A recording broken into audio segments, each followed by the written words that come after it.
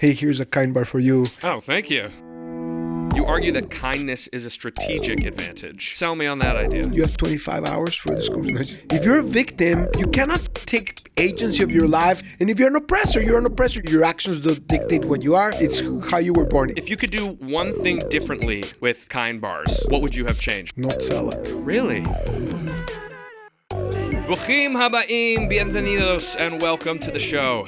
My guest today is best represented by a single word, and. He's Mexican and American and Jewish. He supports Democrats and Republicans.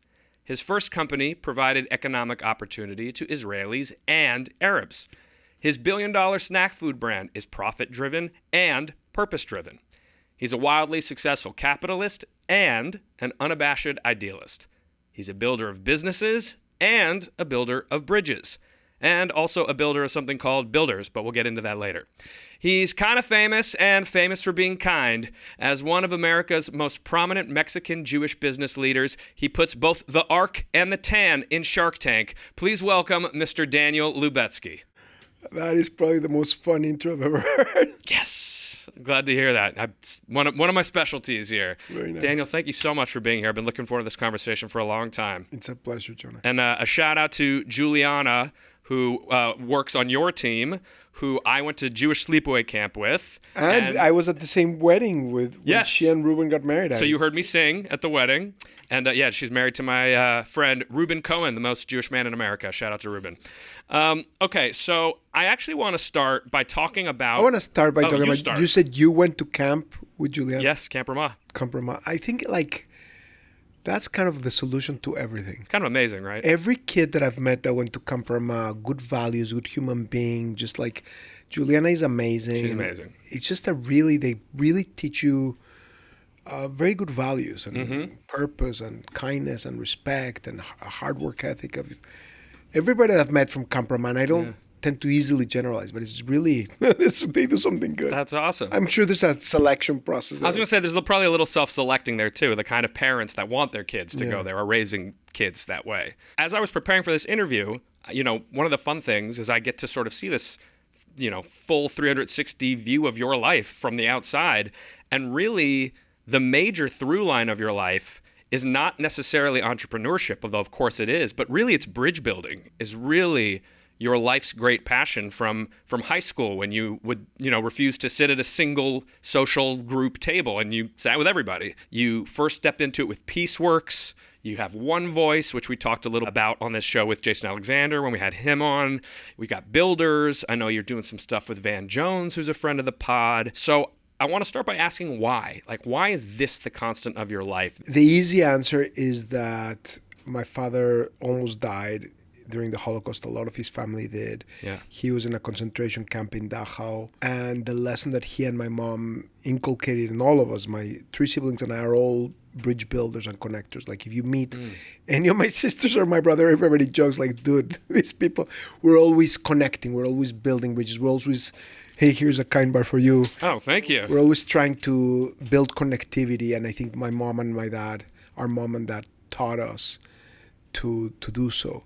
I think the more you go into the psyche of a child of a Holocaust survivor, the more you realize that it's really fascinating how much of that influence of what my dad started talking to us about when we were kids, about what he went through, how much that informed who we became. To me, it doesn't appear natural that the takeaway from that experience is build bridges. It's not like you became, a great Holocaust educator or something. It's a very sort of specific message. So, what was it that your parents said that was the nugget that came out of it? I think partly was that I was raised in Mexico in a Jewish community in a predominantly Catholic country.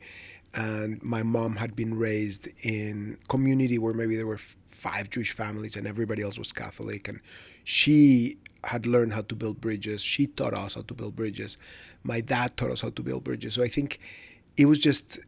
we observed, how Do more what you observe than what they tell you. Of course. We observe my mom and dad always reach out to the other, always be kind to the other, always literally offering popcorn in the movie theater. Well, back when people sat down in a movie theater, passing the popcorn down to total strangers, and we were probably embarrassed. And now I am the guy, right? Like you, progressive can't help you from becoming your parents. Now I am the one that's handing out the popcorn. And your kids are like, Dad, stop. Yeah.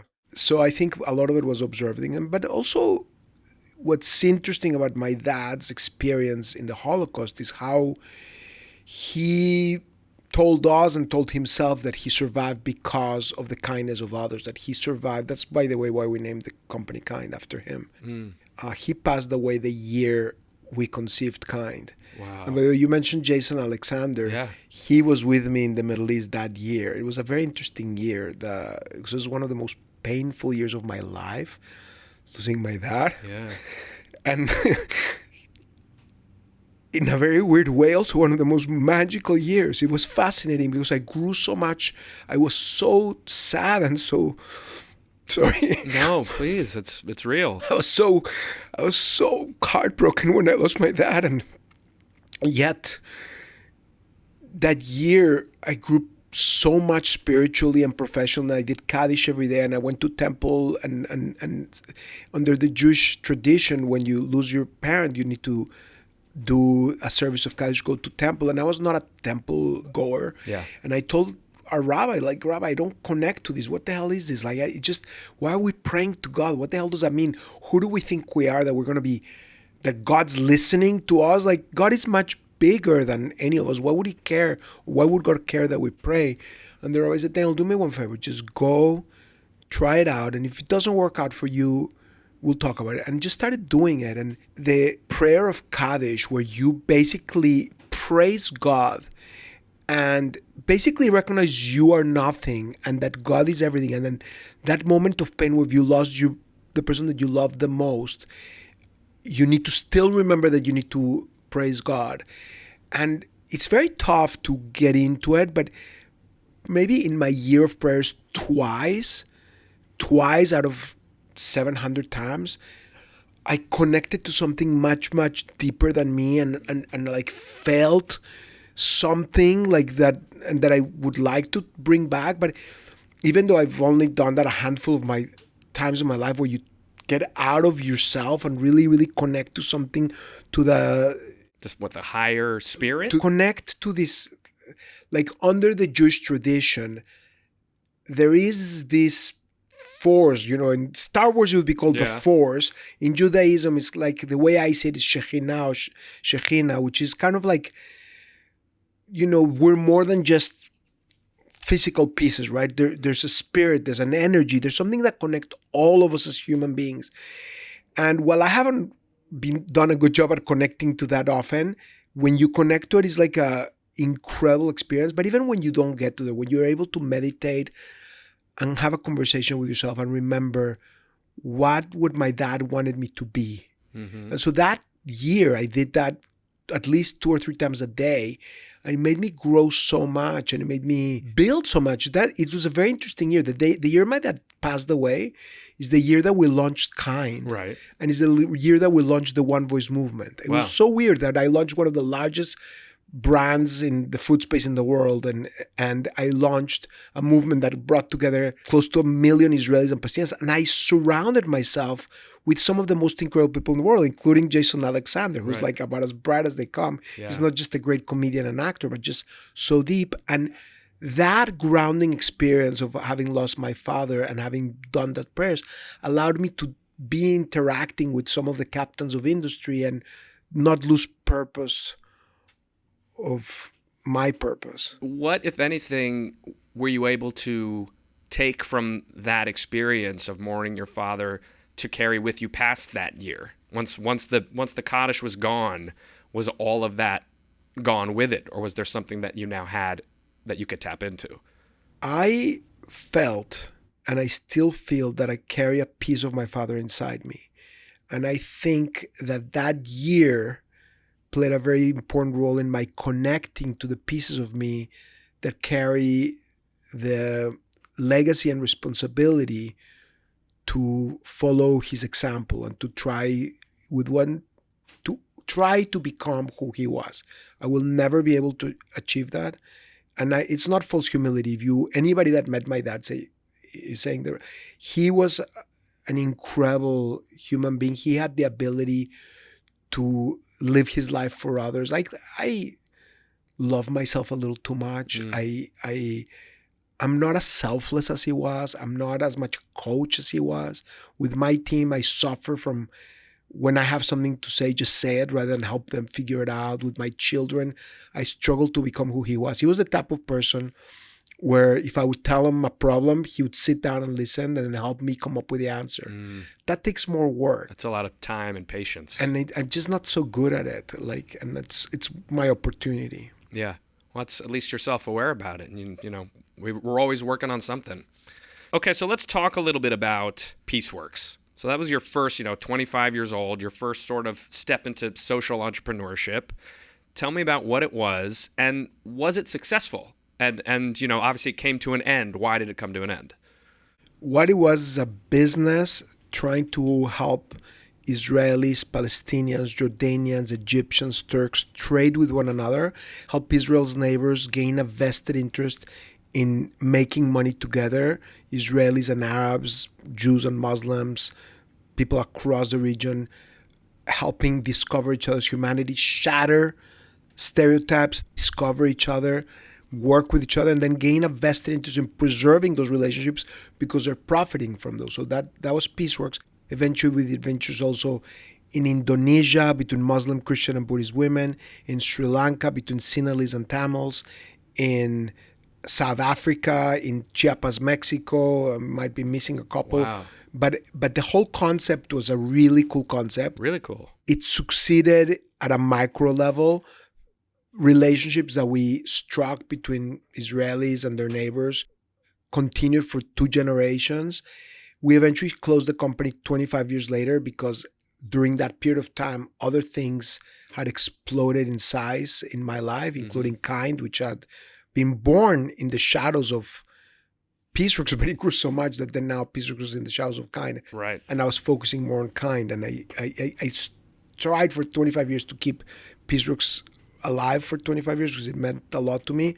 But we eventually, it never grew up enough, and I can tell you why. And also I had built the OneVoice Movement and other things. And so I'm really bad at closing chapters. I open a chapter and it never closes in my life. I develop a relationship with a human being and I want to maintain that bond till the end. Going back to my dad's and mom's lessons about building bridges and maintaining those bridges open. I love building bridges. I don't know how to close chapters or bridges. I'm a hoarder of ideas. If you look at my content of my computer, I have lists and lists and lists, like of all sorts of type, and I just have a bunch of ways in which I open new chapters. I love languages, I love people, I love collecting. But PeaceWorks, after 25 years, it was a less than $1 million company, and we were just struggling to keep it alive, and we chose to close it. We tried a PeaceWorks 2.0 with a farm that we had in Jordan, which was fascinating. John, I almost never talk about this venture. It was an amazing venture. We had Jordanians, Syrian refugees, Egyptian refugees, Israelis working together side by side. You had Israeli rabbis checking for the kashrut next to Muslims, women wearing all of their coverings because they were from traditional Bedouin families, working side by side, respectfully by the side, without obviously ever touching with the rabbis. And it was a really cool thing. It was a really cool venture, but economically that one didn't pan out. We couldn't sustain it. But maybe we have a couple of things we're working on that maybe will be PeaceWorks 3.0. Okay, that'd be exciting. The concept makes a lot of sense, tying each other's interests to each other economically. Makes a lot of sense. And elevating everybody. You're right. The rising Instead of tide these lifts all false boats. paradigms of us versus them, helping everybody build together. Yeah. Okay, so OneVoice. Tell me what that was, and was it successful in what you wanted it to do, and why did that come to an end? The word success is a fake word.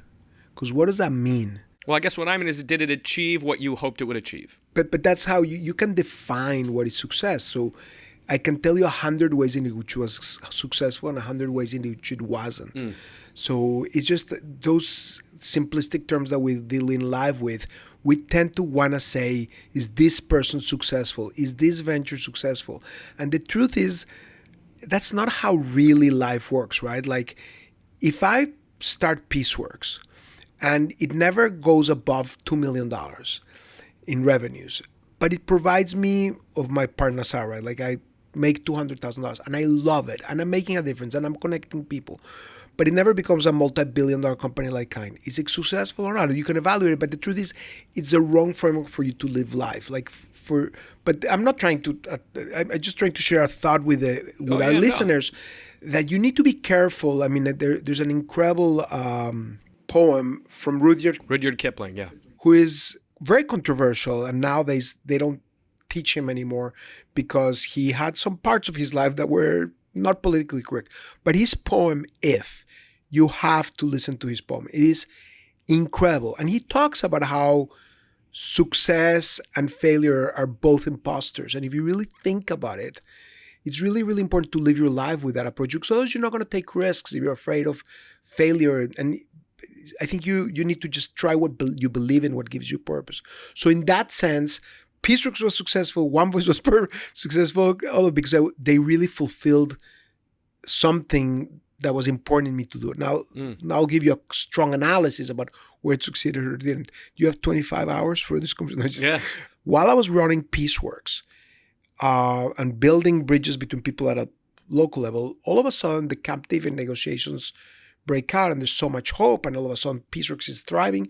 And then 7 years later, in the year 2000, the second intifada breaks out. Yeah. And when people were hoping there was going to be peace, it was imminent. People thought they could smell it in the horizon. All of a sudden, not only is there no peace, but there is war. There's lynchings of Jews in Ramallah. And from my Jewish narrative, I'm like, what the hell happened? I knew we had Palestinian partners. I work with them. Where are they? And after like a year of depression, because I left my fancy Wall Street opportunity to sell sun-dried tomato spreads made through cooperation by Arabs and Israelis. We talk about PeaceWorks, but the reality is I was peddling these products. I had a Stanford law education and I had sun-dried tomato spreads that I was trying to let people try door by door in the streets of Manhattan. And I'm trying really hard to get PeaceWorks off the ground. And all of a sudden, the violence breaks out and I am confounded. And at some point, I start connecting the dots of how the problem is. I go back to the region and I talk to my Palestinian friends and I'm like, what happened to you guys? Where did all you go? Like, we wanted peace and you guys turned on was they're like, what are you talking about, Daniel? We're all here. Where are you? I'm like, what are we talking? Where are you? We're all here. It's like, well, and I tell them what I see is all these images of violence and terror and lynchings. And they're like, let us show you what we see. And the Palestinians turn on the television and I'm in their living room and it's terrifying. Like Al-Manar television from Hezbollah, Al Jazeera television, back then even Al Arabiya, all of the networks, they show me in every network the most horrible images of Israelis, the most horrible images. And the problem I start realizing is that on the Israeli media, they were only showing the worst part of the Palestinians, or the Arab media, only the worst part of the Israelis. And you didn't see the overwhelming majority that it's not that they love the other side. They just want a better future for their children. Right. They just want to be left alone. And you didn't see the voices of those moderates. You only saw these tiny extremist bastions just represent all of one society. That's happening on social media every day, in every conflict, on every front. And we need to break through these bubbles and understand that it's upon us to not allow the destroyers to rule. OneVoice was an earlier predecessor of what we call the builders versus destroyers frameworks, but it was incomplete. But it was about empowering moderates to stand up against extremists. And we would go to Palestinians and say, these are 10 principles that we came up with. Do you agree with them? And they would read them and they'd say, yeah, I agree with all these 10 principles, but you're wasting your time because you're not going to get a single Israeli to agree. We take the exact language to the Israelis, would show it to them like, do you agree with these principles? Say, of course I agree, but Daniel, you're wasting your time. There's not one single Palestinian that's going to agree. So we got 10,000 people, Israelis and Palestinians, to agree. And they're like, okay, but those were the 10,000 exception. Like, you're not going to really get good numbers. So it's like, okay, so we got 25,000. They got 50,000. We got 100,000. We got close to 1 million Israelis and Palestinians to sign on to our principles and join the movement and be part of One Voice and mobilize and go through leadership programs. We were credited with the Annapolis peace process, with bringing back by the Bush administration. Abbas and Olmert all said that thanks to our work, they were able to bring back the Annapolis process. And we built 10% of the Israeli and Palestinian population's recognition that they needed to be active. Ultimately, in the sense of what I for sure want, which is an end to the conflict and a better future for all peoples, we failed, right? In that sense, we haven't succeeded, and we have a lot of work to go. Yeah, no doubt. It sounds like, and I know, Builders, which we're going to talk about, is, the website, buildersmovement.org.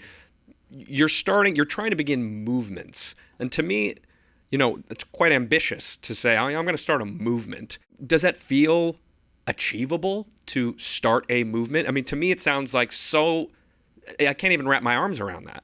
Yes. First of all, calling it the Builders Movement is perhaps dangerous, because what somebody told me is if you call it a movement, then it's not. We're not yet a movement. We're a great organization. But I'll talk about what Builders is in a second. But first, I'll talk about the concept of movements. What is a movement?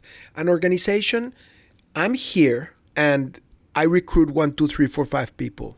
Or I recruit 10, or I recruit 20. An organization is a central organization. A movement, I recruit 5, and each of those 5 recruits 5, and each of those 5 recruit 5, and then it goes viral. That's a movement. And I've achieved that at least twice. Once when we built One Voice, the reason we got to 1 million people is because people felt ownership to then recruit others. And I definitely achieved it with Kind, both Kind the business, which of course grew, but we had something called the Kind movement, where we got tens of millions of Kind's act performed by inspiring others to make kindness a state of mind, to do kindness to others, to pass acts of kindness. We started so many fun activations where you'd start a kind chain and encourage other people to follow the kind chain. You would give people kind cards. This was over 20 years of experiments. All of these initiatives and Kind Tuesdays and all kind people. We had a lot of fun initiatives, but all together they were about helping inspire every one of us to trigger kindness and then create that butterfly effect. And we definitely did that with Kind. And so for Builders, we still have a long ways to go, but the same way I felt something where we did it at Kind and at One Voice, I feel it very strongly. There's so many people, everyone that's viewing your show right now, every single one of them feel that our world is not moving in the right direction. Right. I would say the overwhelming majority of human beings, overwhelming meaning in the 90 percentile, I don't know if it's 99% or 95% or 9%, but all of us understand there's something going on that's not the way we want it. It's not fulfilling our potential to elevate humanity. There's so much division, so much hate. These algorithms are against us. They monetize scandal. Cable news monetize hate. Foreign powers are using that to divide us. Rigid ideologies are being taught in schools. There's so many things so many special interests that drive division and hate, and that, like my friend Tim Shriver calls it, the hate industrial complex or the polarization industrial complex. And we need to break out of that. And there is an incredible reservoir of goodwill. Like, we are the people, the overwhelming billions of people that are fed up with where things are heading. We just need to tap that and give people a way to channel those frustrations into constructiveness. That's what Builders does. Builders completes the way of thinking. Because before in One Voice, it was about moderates versus extremists. And the reason that's incomplete is that, yes, moderates might be 90%, extremists only 10%. But extremists wake up in the morning and they think, how can I advance my cause? Right. They're so passionate, they advance their cause. Moderates wake up in the morning and they're like, what can I have for breakfast? Right. They want to drink their coffee or their water. Mm-hmm. And as long as that happens, a tiny, tiny minority is going to hijack the lives of everybody. Yeah. Our framework now is it's not moderates versus extremists, it's builders versus destroyers. What is a destroyer? First of all, let's understand what is the wrong framework. A framework, all these simplistic us versus them frameworks are very incomplete. You look at the Israeli versus Palestinian framework, but there's good Palestinians and there's good Israelis, and there's some bad Palestinians and some bad Israelis. Jew versus Muslim, black versus white, you name it, Republicans versus Democrat, those frameworks are very incomplete. The worst framework is oppressor versus victim, because you have two, you can't win. If you're a victim, you cannot take agency of your life and be a protagonist to make things better. And if you're an oppressor, you're an oppressor. You're labeled an oppressor. No matter what you do, your actions don't dictate what you are. It's how you were born. There's one of the stupidest frameworks there is. Yeah. So we need to replace this oppressor versus victim framework with a framework where we all have agency of our lives, where regardless of where you come from, you can choose how to think and how to act. And if you wake up in the morning and think, I want to deny the humanity of the other side, if you deny other people's humanity and take action to divide, to demolish, and to diminish, you're a destroyer. By the inverse, if you wake up thinking, how can I unite? How can I bring light? How can I build? How can I build together? How can I build bridges, build schools, build inventions, opportunities, organizations, elevate humanity, bring more light to the world? Then you're a builder. And the vast majority of human beings, the overwhelming majority, aspire for the latter rather than for the former. We need to find a way to give them a recognition of their power and the responsibility that comes with that power. And it starts with how we live our lives every day, by the way, just acting with that purpose of building bridges. So how do you activate that builder muscle in folks? How are you guys trying to achieve that? There's 3 vectors across which we work: education, media, and civics. In education, we're trying to replace divisive curricula with best practices and curriculum and tools to help young people think like builders. How did I build kind? By thinking with curiosity, compassion, creativity, and courage. The 4 C's, by the way, I just saw you had your 5 C's. That's right. And 2 of them are curiosity and compassion. Yeah. So we got some overlap. And by the way, the trick is the C is such a good word. I guess so. I have 3 C's for entrepreneurship. You have your 5 C's. We have the 4 C's for, because C, there's so many C's. So many words. And there's so many good words. But there really are 4 C's for having a builder's mindset. Curiosity is about being a critical thinker, a critical listener, about thinking out, don't assume that you have all the answers. Compassion is put yourself in other people's shoes and be able to understand where they come from. That's how you actually create solutions and value. Creativity, when you can think outside the box and come up with something nobody else will come up with, and courage to work across lines of difference. That's how I created kind. That's how you create society's better interests, empires, purpose, organizations. And when you say education, does that mean you guys are going to state governments and school boards and things like that? Or this is something that's just sort of like a toolkit that lives online? We have a builder's crash course that we give to colleges for them to implement for orientation, so that when young people come in, they're taught these essential values to carry with them forward. We have a program for RAs for the kids to do after school. We have a partnership with Stanford where we have a holistic program to inculcate the builder's mindset in so many different ways. We have a builder speakers bureau where we have over 400 extraordinary people. You mentioned Van Jones, Jason Alexander. We have like 400 builders from all religions, from all nationalities, from all politics, that sometimes we book to be interviewed in podcasts, in television shows, go and do college tours. As I mentioned, best practices, where we try to partner with presidents of universities to learn what are the best practices for them to implement. We're trying to do stuff with K-12, kindergarten through 12th grade. We're trying to work with the school boards. I would just say we're at 1% of where we need to be there, but we've done some stuff. And you can go to the Lubetzky Family Foundation website and learn a little bit about what we're doing there, as well as on the Builders Movement website. But in terms of our vision, we have a long ways to go. The second vector we work, which is probably the most developed, is Builders Media. We've created channels in Hebrew, Arabic, English, and we've also have dabbled in Ukraine and other things. But the biggest one is the US, the Builders Movement's websites, and across all different channels. We've generated over 1 billion views. We have 4 million subscribers or members. Wow. We're just starting too, but it's the media channel's goal is not to tell you what to think, but how to think, to teach you to think with nuance, with as a critical thinker, to question when you're being thrown tools of propaganda, to know how to be a critical and skeptical thinker and how to create value. And then in civics, which is incredibly important, is where we're growing the most. We have a global vision for builders because it's a global problem and opportunity. Right. It's a framework that works. By the way, I was talking about how dumb this oppressor versus victim, or let's talk about the resistance, or West versus the resistance.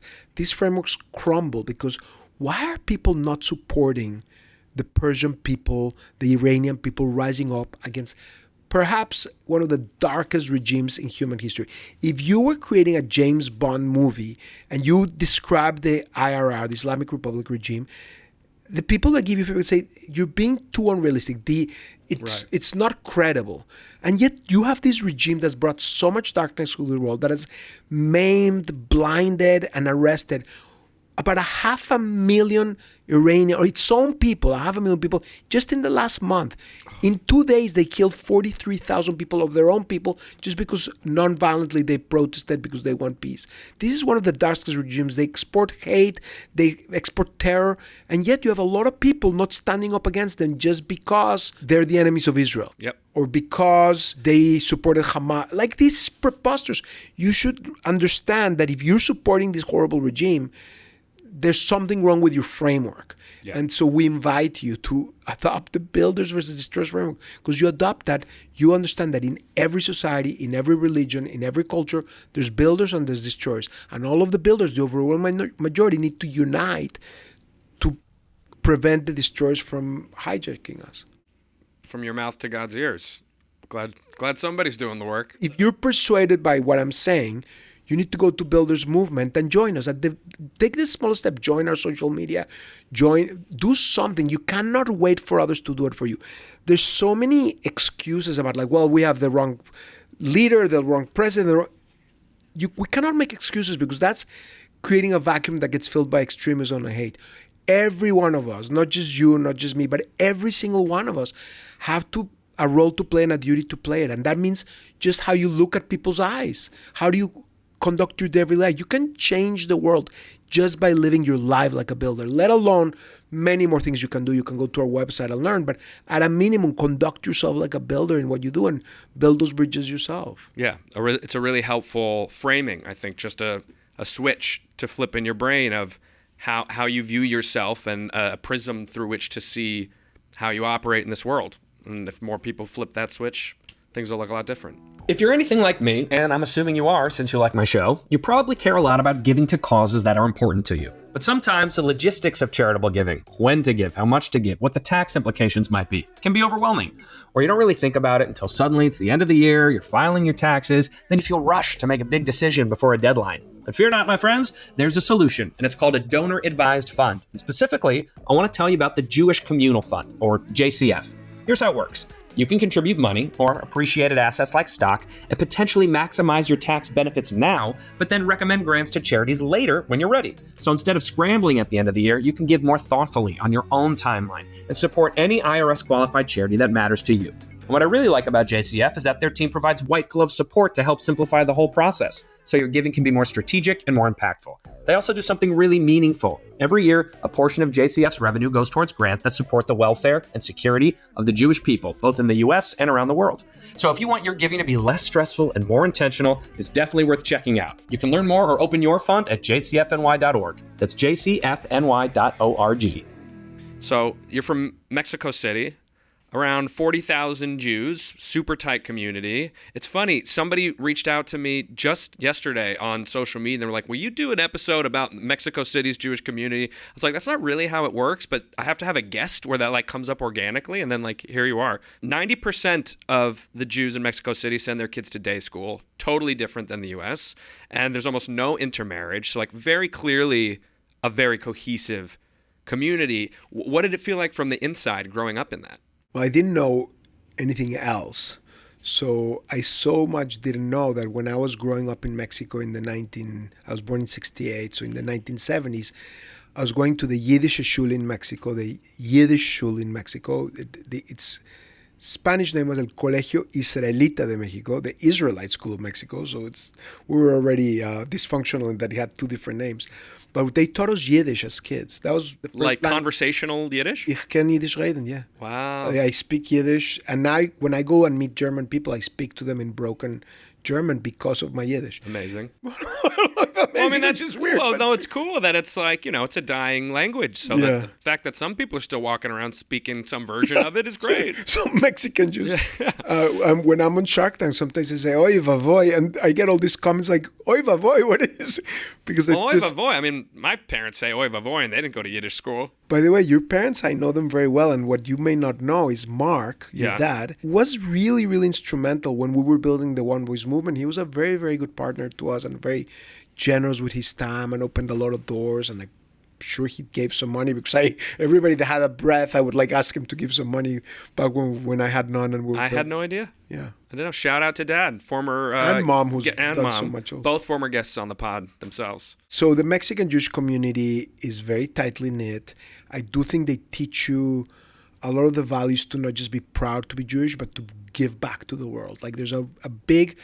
My conception of Judaism, and I would think the Mexican Jewish conception of Judaism, is our obligation to bring light to the world, to give back, to make this a better world, to live it better than you found it. And so a lot of the way I was taught Judaism were the stories of Itzhak Bashevis Singer and Sholem Aleichem, all this Yiddish culture, where the message that I got, I remember the stories, were stories of an archetype of kindness, not of religiosity. Like there's different segments. Like in every Jewish community, if you have two Jews, they have three temples. Right. So there's so many different approaches. But in our Jewish school, it was not religious, but it was very proud of our customs and of our traditions. And we studied Bible, Torah. It was a secular school. Right. And a lot of the values that I was taught was about the Judaism of Tikkun Olam, the Judaism of mitzvot, of doing kind deeds. How similar is how you grew up Jewishly to how you've raised your own family? Completely different. Completely different. Say more. Well, I grew up going to El Colegio Israelita de Mexico, going to a Jewish school, speaking Yiddish and Hebrew as a kid, going to Israel. I only started developing deep friendships with non-Jewish kids when I came to the United States. Right. And I arrived to San Antonio, Texas, the cradle of civilization. Yeah. And I started there's almost no Jews there. Right. And a lot of my friends are from different faiths and traditions and nationalities and stuff. And Phong Nguyen was my best friend. His family were Vietnamese refugees. Today, I think my kids are all very proud of their heritage. I was just reflecting today how my oldest, Roman, is very proud, and he really cares. All of my four kids really care about their upbringing, but they go to Jewish camp, they go to, they all had their bar or bat mitzvot, but I have to do more work for them to get the tools that I got, to have the knowledge that I got, because I can talk about these things for hours. I understand the Bible. I understand history. I can talk to you about deeply about the Middle East, about all the issues. I've worked for decades about these issues. And Sure. The Jewish Day School is a very, very powerful way to build mensch, to build good human beings that will be proud of their heritage and will contribute to society and make this a better world. Besides compromise, it's probably the best tool. Yeah. Why didn't you send your kids one? Very practical reasons. Like in where we live, there isn't a Jewish school, and we lived in New York when they were growing up, and we considered it. They went to Jewish nursery school, but then we sent them to a secular school, and we debated it. It was between 3 or 4 schools, and part of it was just I'm embarrassed to say it wasn't. Proximity? Yeah. Like, in New York City, it's funny because it's just a small town, but like if you're in the west side and we're in the east side, you need a passport to get there, right? Like it's a 30, 40-minute ordeal to get there, whereas we could just walk to our school, and they went to a good school. But yeah, I get it. Some of the challenges we face in this country, in the Jewish community. Let's separate the Jewish part for a moment. How much do you identify as Mexican? I'm very proud of my Mexican culture and heritage. I love being Mexican. I'm proud of my culture, my traditions, my personality. I think we're very warm and we hug and I think that both Jews and Mexicans love being warm and hugging. You sure? But I love the food. I love the people. I love the creativity of the people. Love the hard work ethic of the people. The only thing I don't love about Mexico is the government. Sure. There's so much crime and corruption. But other than that, I'm very proud of being Mexican. And I'm also extraordinarily proud of being American because my existence today, the reason I'm here today is because of the United States of America. Because it's American soldiers that liberated a continent, that liberated the whole concentration camp, that liberated my father and my grandfather and my uncle. And they are the reason why I exist. So for me, the United States is the most extraordinary country with all of its problems. Like you said when you did your really awesome introduction with and, I'm very proud to be Jewish and Mexican and American. And I find it fascinating that for some people it's hard to recognize that you can have all of those identities and more. I mean, I have many more identities as a builder, as a father, as a whatever. It's not this or that, it's and for me, I'm very proud of all of those.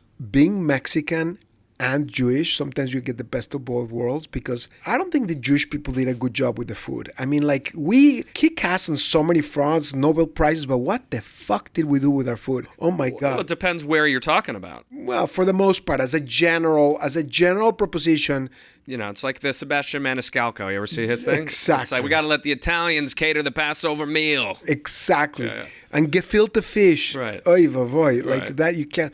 But Mexican gefilte fish is delicious. My grandmother used to make this pescado a la veracruzana. They would take guachinango, which is, I think, red snapper, warm, not cold. So they do the little balls, but they warm it up. And in a red simmering sauce with olives and tomatoes and peppers. And it's just delicious. I live for Mexican gefilte fish, not for the traditional one. So sometimes you can combine things and come up with good stuff. One of my favorite home cooks is a woman named Susan Schmidt. Shout out to Susie, who is a Mexican Jew, and her Shabbat dinners are just like, you like pray you get an invite. Where's my invite, Susie? Come on. We're gonna get Daniel next time. It's all like Mexican, Jewish, Hungarian fusion stuff, and it's just like the best taquitos, and also like amazing sopas and challah that she makes. Have you heard of Pati Hinich? No. She's an award-winning chef, very, very close friend of mine. She should be on your show. I can connect you. Cool. Fanny Gerson. Like, a lot of people that come from that community love food. Amazing. Hello. So good. Obviously, the one operative word that we haven't hit on enough yet is kind. Clearly an important word and theme in your life. Your book, Do the Kind Thing, you argue that kindness is a strategic advantage. So sell me on that idea. I was talking to my kids and telling them that every single thing in moderation is how you need to take it, because something in excess is no good. Even love, if you give too much love, you might then coddle your kids. Like, sometimes you need to give tough love. Mm-hmm. Every single force, you need to keep it in moderation, except kindness. I cannot come up with an example where too much kindness would be bad. Well, I guess, like, what jumps to mind is if you're essentially always putting others before yourself and not looking after yourself the proper amount, because you're being so kind. I don't think that's kindness. I cannot think of an example where you are being kind to others and not being kind to yourself, because that's not kindness. Mm-hmm. That's service. Like, kindness for me is this magical power where both people are better off. It's I call it, as a nerd, a net happiness aggregator. What does that mean? There's this amount of happiness in the world, and if everybody's kind to each other, there's this amount of happiness. We just create more kindness. Because when I do a kind act to you, you feel better. It's like, oh, that was nice. You feel better. But the giver of the kind act also feels better. Both sides all of a sudden go from here to here. The more kindness we bring to another, the more everybody gets elevated. It's like this powerful force where if all of us just were more kind to one another, everybody would be happier. Nobody would lose from that. That's the magic of kindness. Yeah, makes sense. But kindness, the reason sometimes kindness gets in trouble is they confuse it with being nice. Right. And being kind and being nice are completely different. You can be nice and just be polite, but to be kind, you need to be honest. All of the attributes of kindness require strength of action. You can be polite and not have any strength. You're just staying on the sidelines. But honesty requires strength to give that feedback. Like somebody has a piece of thing in their teeth. Oh, it's so embarrassing to tell them. You're being nice, you're not trying to embarrass them, but you're not being kind. To be kind, you need to let them know that they have something in their teeth. That's kindness. If somebody's being bullied, if you're not a bully, you can be nice, but you're not kind but that doesn't make you kind. To be kind, you need to stand up to the bully. Right. If you're nice, you're not causing troubles, but if you're kind, you're standing up to solve those problems. And so kindness is, you need to be a protagonist. You need to be self-possessed enough to have the confidence to be kind, whereas to be nice doesn't take quite that level. In the post-October 7th world, not so fun for Jews, how do you encourage people to stay kind when they're getting treated with so much unkindness? I've thought about this topic a ton, and my reflection is we cannot allow haters to turn us into haters. Did you watch the movie The Untouchables? Like Elliot Ness? Yeah. Yeah. I mean, a long the time scene with ago. Sean Connery and Ness, and he's talking about how in his fight against the mafia, he has lost his way and he's allowed himself to lose his way. Right. I just don't think we can give them that victory. I think we need to, by the way, I'm not a pacifist. Right. I think that if there's a terrorist, we should kill them. I think if there's an enemy that wants to kill you, you should kill them first. I am very comfortable with using force to defend ourselves. You have to have a dual approach. It's kind of the Yitzhak Rabin approach. With one hand, you pursue terror as if there's no peace, and the other hand, you pursue peace as if there's no terror. Meaning, you will stand strong, you should use force to defend yourself from the true violent threats and push back, play offense, don't play defense, but don't allow that to be your singular definition of who you are, because that's not what Judaism is. Judaism is about bringing light to the world, bringing light to yourself internally and to the world, and be a positive actor. And so for me, that part of who I am is really, really important. And so the thing that worries me at post-October 7th is that the thing that I'm very excited is that so many Jewish people have reaffirmed their commitment to the thousands of years of an incredible people that for thousands of years have brought so much light to humanity. But what I don't want to have happen is that people start thinking garrison mentalities as us versus them, because it's not or, it's and. Be proud of who you are and build all of those bridges. That's why I work so hard with Van Jones, because Van talks very poignantly about how both the Jewish and the Black populations need to join forces to make this a better world. Yeah. Not just for the sake of those two communities, for the sake of the world. And I completely, and he and I have a bunch of initiatives that we have on their way to try to deepen that partnership. And you need to do that with evangelists. You need to do that with Muslims. You need to do that with Palestinians, with Israelis, with Jews, with atheists, with everybody, every single day. How you live your life, build bridges and live with that purpose. Yeah. If you just heard that sound, that means Daniel and I just finished recording 5 deep questions. It was really good. We got into Shark Tank. We got into Kind Bars. He dropped an answer that I was not expecting. If you want to check it out, you have to be a part of our subscriber-only community, the Kehillah, which you can join at any time at beingjewishpodcast.com/community. All right, Daniel, we're getting to the end here, so I'm going to finish, as I always like to do on the show, with a little game that I've devised especially for you. This game is called Shark or Shonda. I am going to talk about a business. Some of them are fictional. Some of them are actual businesses that have been on Shark Tank. And you tell me if it's shark-worthy and you would invest in it, or it's a Shonda and we got to scrap it, which means a shame. Got it. All right. Bubby's Kitchen, a meal kit service where every delicious classic recipe comes with a note explaining why you're not making it right. What do you say? Do we have a deal? I love it. I would not invest in it, but it's genius. Okay, fair enough. The Schmooze, a Jewish LinkedIn, but everybody already knows each other. Isn't that the reality? But it's it's a digital platform. Very cute. I would not invest in it. Okay. Deli Direct, a subscription pastrami service that overnights deli meat from New York City to Jews living in pastrami deserts.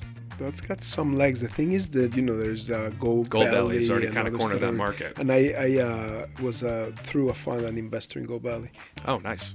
It's a cool concept. I think it could be a subsidiary of GoBelly just to get the pastrami business. There you go. Wake and Bacon, an alarm clock that wakes you up by cooking bacon. Wow, that should be started by a rabbi. You know, my grandfather came from my mom's side, came from Eastern Europe, and he kept kosher, but he ate bacon. And they're like, Don Marquitos, why you follow all these rules, but you eat bacon? He's like, yeah, bacon doesn't count. He made an exception because it's so good. There you go. That's their moderation. Right. No, and I think because back in the shtetl they didn't have bacon, so he saw it differently. So what do you think? Invest in Wake and Bacon or no? I can't invest in it because of liability purpose. Like, if it I'm going to burns be your a house target. down? People are going to sue me. But I think it's a cool idea. Who's coming up with this stuff? Some of these are me. Some of these are me with help from Claude. And some of these are Shark Tank things that failed, including Wake and Bacon, which was a Shark Tank. Someone pitched Wake and Bacon. Are you serious? Yeah. Cougar Energy Drink, an energy drink marketed specifically to older women. Pass, and I think that was a real one. It was a real one. Potato Parcel, a service that writes personalized messages on a potato and mails it anonymously to anyone you choose. It's so stupid that I think it was probably real. You're right, it was real. Did somebody invest or not? I don't know if somebody invested or not. I didn't get that far. But why did they do the potato? Why was that? I have no idea. It makes no sense to me at all. I guess because you can write in potatoes. It could have been apple, but it rhymes with parcel. I mean, it's alliteration. I do remember as a kid, I don't know if you had that in your American school, but in my Mexican Jewish school, we did a lot of things with potatoes where they emitted this purple ink and you could grow in the potatoes there's pods. We didn't mess with potatoes and we didn't have... Where did you go to school? I mean, Jewish day school here in LA. You did? Yeah. What was it called? Sinai Akiba. And did you like it? It was a mixed bag for me. You did that through 18? I did it from mommy and me to 8th grade, not high school. 8th grade. It didn't go up to high school. It goes through middle school. When I had teachers who could, challenge me and make me feel seen and really give me stuff to do, it was great. I thrived. And when I didn't have that kind of a teacher, we really butted heads and I got in a lot of trouble. Throcks. Socks sold in packs of 3, so you always have a spare when one gets lost. Cute, but no, because 99, it does happen, but 90% of the time it doesn't happen, so no, I wouldn't do it. And that was also a real product on Shark Tank. Mazel tones, custom ringtones for Jewish holidays, plays the shofar when your mother calls. Cute, I would not invest. All right, you're a savvy investor. Spicy matzo ball ramen, cross-cultural soup offering from a husband and wife chef team. I was on that panel. I'm pretty sure you're talking about it. It's like this Brooklyn company. Shalom Japan. Shalom Japan. It's awesome. I love them. And they're on Goldbelly. They sell the matzo ball ramen. I was on that panel. I don't think I made an offer. No, it was Barbara. But that was a great story, and I loved them. Shiva Eats, a meal delivery service that sends food directly to mourning families because someone always has to bring the rugelach. First of all, I like the idea. When my dad passed away, we were treated very well with food, and I remember it. I remember my uncle Robbie sending the best food from Spago because we were mourning here in LA. There's something nice about the Jewish tradition of sending food to people. It's amazing. Yeah, when you're emotional, it just feels good to have good food. Yeah, and I think it could travel. I don't think it would just be a Jewish thing. I think we could pass that tradition to help others, treat others with that type of love. I'd consider it. Okay, so that's our closest we've got. The Euro Club, a hollow golf club that functions as a portable urinal for golfers who don't want to leave the course. I think that's real. It is. I think that's real. I think it just happened. And the worst part is I considered it. No, just joking. But do you want me to really get personal with you? Yeah. I don't have a driver. I don't like having a driver. But at some point we dabbled with having a driver. And he had a bottle for peeing while he's in the car. And there was a lot of jokes about that. All right, last one. The Shabbos alarm, a smart home device that automatically shuts off your lights, locks your phone, and plays soft Carlbach music 18 minutes before sundown every Friday. I'll buy it myself. It's really beautiful. There you go. Daniel, thank you so much. This has been a blast and just really enlightening and pleasure to have you here. Thank you for all you do. Thank you. Big ups to D Lubes. Please be sure to check out buildersmovement.org to see what Builders is all about. And if you haven't already, please take 10 seconds, pop on over to Apple and Spotify, leave me a 5-star review. Be kind, okay? All right, I'll see you right back here for the next, kind episode of Being Jewish with me, Jonah Platt.